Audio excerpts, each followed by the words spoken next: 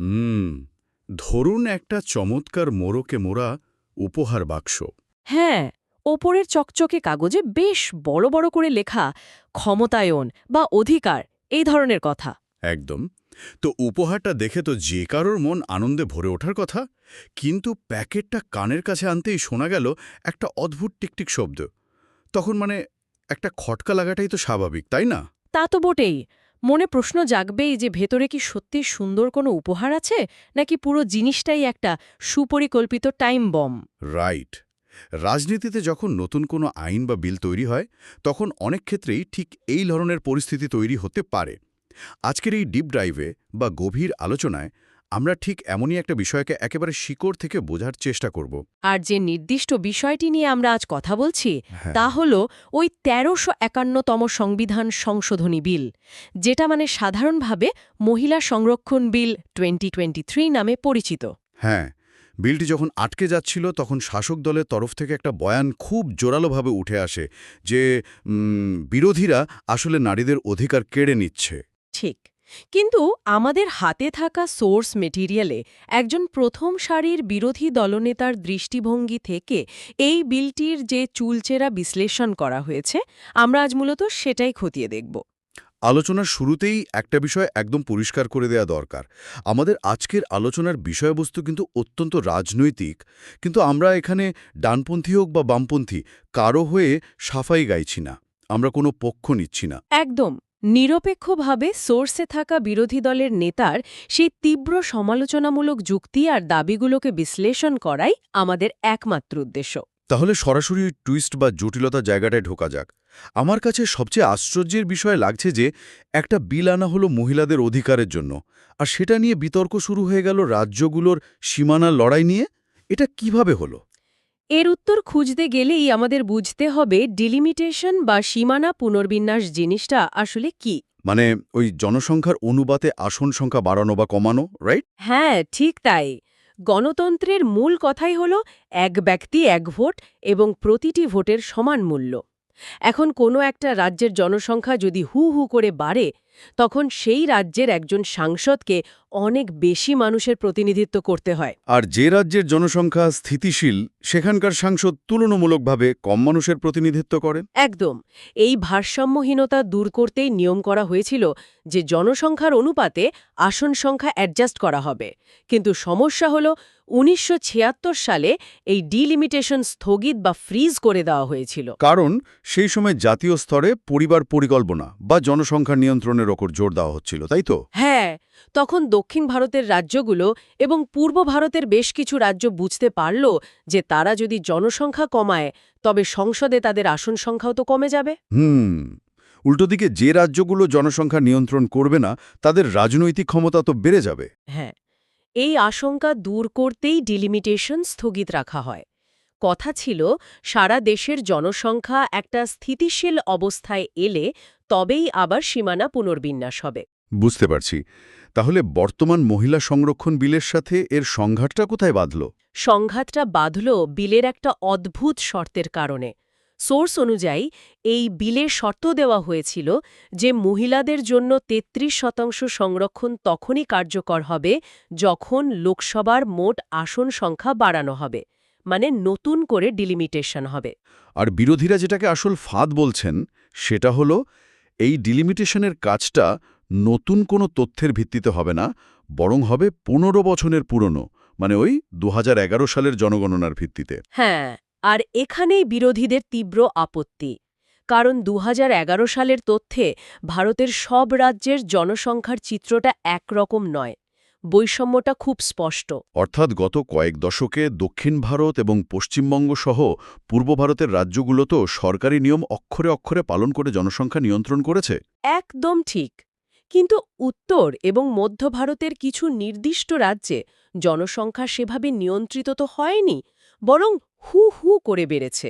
এখন যদি ২০১১ সালের ওই পুরনো জনসংখ্যার উপর ভিত্তি করে আসন বাড়ানো হয়, তাহলে তো যে রাজ্যগুলোর জনসংখ্যা বেশি তারা এক ধাক্কায় অনেক বেশি সাংসদ পেয়ে যাবে। আর এর ফলে সংসদে বাংলা বা দক্ষিণের রাজ্যগুলোর প্রতিনিধিত্ব মারাত্মকভাবে কমে যাবে। হ্যাঁ, বিরোধী দলের দাবি এর ফলে জাতীয় নীতি নির্ধারণ বা করের টাকার ভাগাভাগি সবকিছুতেই এই রাজ্যগুলোর কণ্ঠস্বর দুর্বল হয়ে পড়বে। একেই তারা বলছেন জনসংখ্যা নিয়ন্ত্রণের শাস্তি। বাপরে, এই বিষয়টা নিয়ে পড়তে গিয়ে আমার মাথায় একটা খুব সাধারণ গ্রামীণ গল্পের কথা আসছিল। সোর্সেও ঠিক এই ধরনের একটা রূপক আছে। ধরুন গ্রামের পঞ্চায়েত নির্দেশ দিল যে পরিবার ছোট রাখতে হবে। তো দুই ভাইয়ের মধ্যে বড় ভাই খুব বাধ্য। সে পঞ্চায়েতের কথা শুনে মাত্র একটি সন্তান নিল, কিন্তু ছোট ভাই কোনো নিয়মই মানল না, সে 10টি সন্তান নিল। 10 বছর পর সেই একই পঞ্চায়েত এসে হঠাৎ ঘোষণা করল যে শোনো সবাই, যার যত বেশি সন্তান সে গ্রামের সম্পত্তিতে তত বেশি ভাগ পাবে। দারুণ একটা অ্যানালজি। এই পরিস্থিতিটা তো ওই গল্পটার মতোই, জাতীয় স্তরে যে রাজ্যগুলো ভালো কাজ করেছে তাদেরকেই আসলে বোকা বানানো হচ্ছে। তাই না? এই গল্পটা তো প্রমাণ করে যে যারা দেশের কথা শুনে জনসংখ্যা কমালো তাদেরকেই শাস্তি দেওয়ার ব্যবস্থা হচ্ছিল। জননীতির একটা অত্যন্ত মৌলিক নিয়ম আছে। আপনি যে আচরণকে পুরস্কৃত করবেন, সমাজে সেই আচরণই বাড়বে। যদি জনসংখ্যা নিয়ন্ত্রণ করা জাতীয় লক্ষ্য হয়, তবে যারা সেটা পূরণ করেছে তাদের তো পুরস্কৃত করা উচিত। কিন্তু ডিলিমিটেশনের এই শর্তটি সম্পূর্ণ উল্টো কাজ করছে। ঠিক। আচ্ছা, যদি এই ডিলিমিটেশনের বিষয়টা এতই বিপজ্জনক হয়, তাহলে নতুন আসন না বাড়িয়ে কি মহিলাদের সংরক্ষণ দেওয়া যেত না? এই প্রশ্নটাই হল বিরোধী দলের দ্বিতীয় সবচেয়ে বড় অভিযোগ। সাংবিধানিক বা আইনি দিক থেকে দেখলে মহিলাদের সংরক্ষণ দেওয়ার জন্য লোকসভার আসন বাড়ানোর বিন্দুমাত্র কোনো বাধ্যবাধকতা নেই। তার মানে বর্তমান লোকসভার 543টি আসনের মধ্যেই মহিলাদের জন্য 33% সংরক্ষণ দেওয়া যেত। হ্যাঁ, সরকার চাইলে আজকেই ওই 543টি আসনের মধ্যেই সংরক্ষণ শর্তহীনভাবে লাগু করতে পারত। বিরোধী পক্ষের দাবি হল সরকার আসলে মহিলাদের অধিকারকে ডিলিমিটেশনের সাথে জুড়ে দিয়ে একটা চরম রাজনৈতিক দর কষাকষি করেছে। মানে তারা বলতে চেয়েছে, তোমরা যদি আমাদের সুবিধামতো এই ডিলিমিটেশন মেনে নাও তবেই আমরা মহিলাদের সংরক্ষণ দেব। একদম।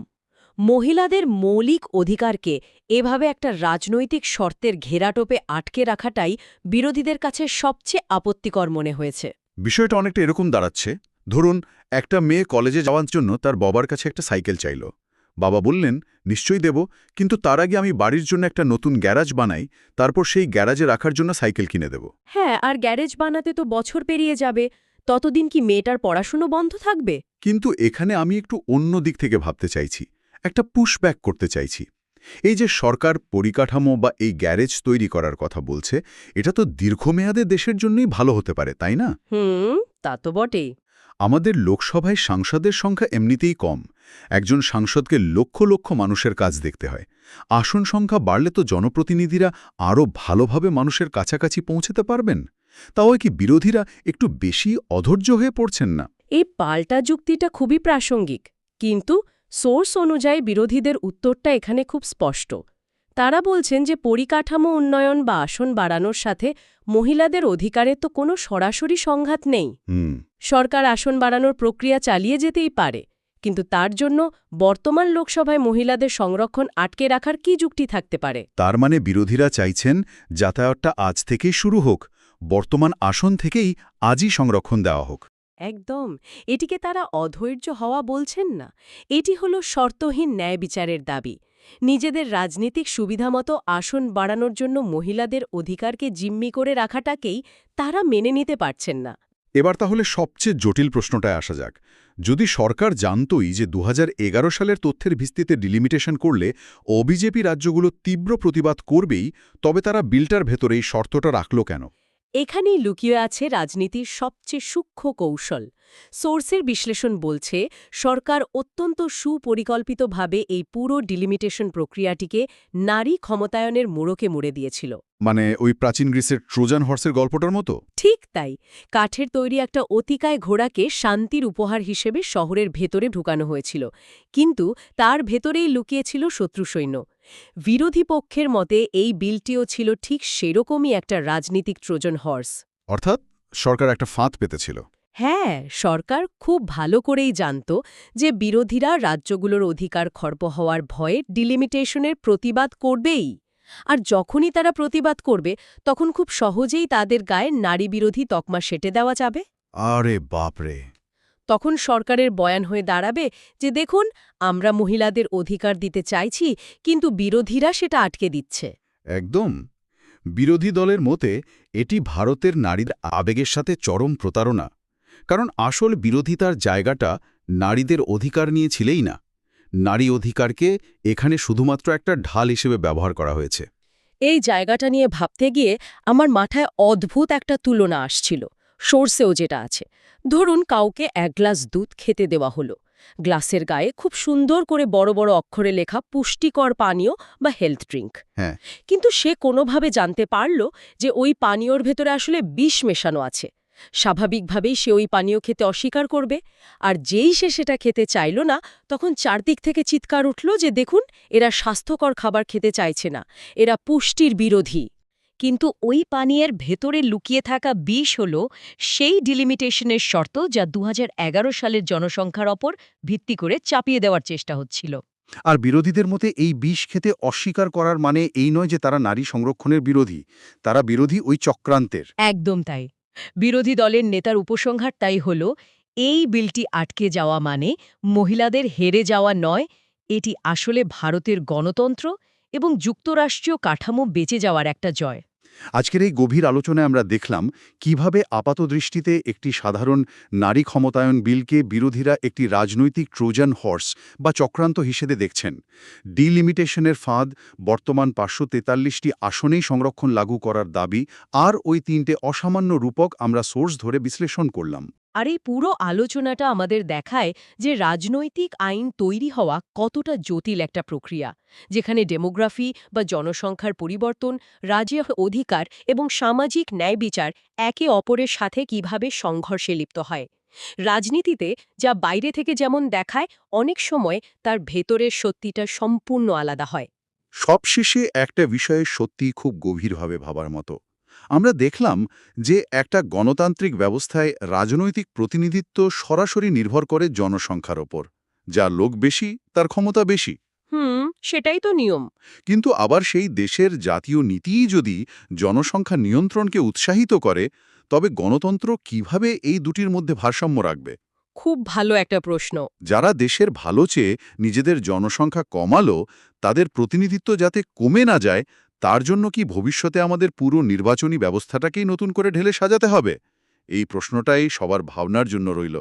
আজকের আলোচনা এখানেই শেষ করছি। সবাই ভালো থাকবেন।